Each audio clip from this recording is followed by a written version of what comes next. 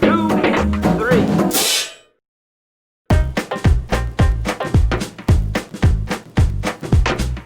It may have consequences for the future of our countries all over the world, how we handle this crisis now. I think in a way Norway also here is in a lucky situation because we have a multi-party political system.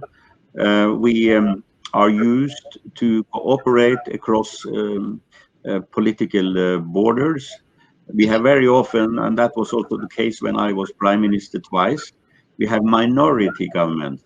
And that means that the government depends on support from other parties in parliament.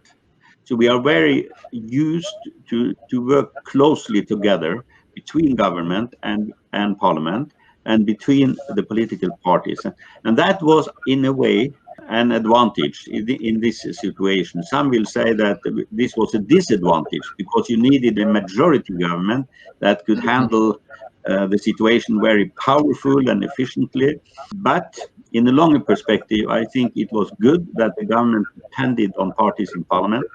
So it was a very close cooperation over several weeks when the government worked out some proposals, economic packages, social packages, and had to go down to parliament and to present them and to discuss with the parties there.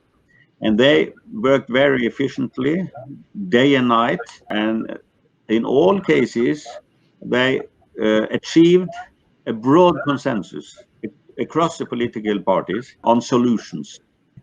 And I think this has avoided the threat that COVID-19 should create more authoritarianism and non-democratic measures. But of course, because of the very special situation, this crisis, the parliament approved a law that gave the government more executive power and even legislative power than in a normal situation. So it strengthened the government, but that was necessary in a situation of crisis where you have to react. You cannot wait for normal political procedures where you present the law to the parliament and it has to go out on hearing in civil society, and it takes months and years to get it approved in parliament. That was, of course, impossible in this situation. So it was made an emergency law. It was approved by the parliament. The government got more power than normally. But that law had time limit. So after, I think it was 2 months or something like that, that law was removed. And now we are back to a normal political situation in that regard. So I think, at least in Norway, we had a test on our democratic system, but I think we made it.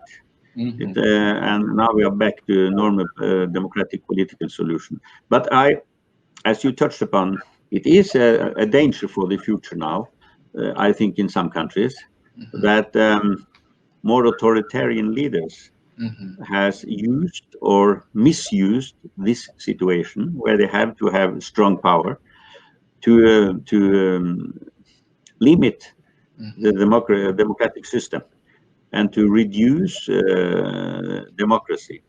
So I think, and this is a very interesting discussion, how can we avoid such a development? And I'm afraid that some leaders will not go back to the more normal democratic system. And we have to have a discussion in the international organizations how we can avoid this development. I have already participated in some web seminars where this is the topic for the discussion. Of course, this is also a danger in some developing countries where the normal democratic political systems are not functioning for the time being. Yeah. And the question is, will they go back to a more normal situation? There is a responsibility for international leaders to take up this discussion. We have seen some setbacks for democracy over the last years, and now especially under the corona situation, which is a real concern to many of us.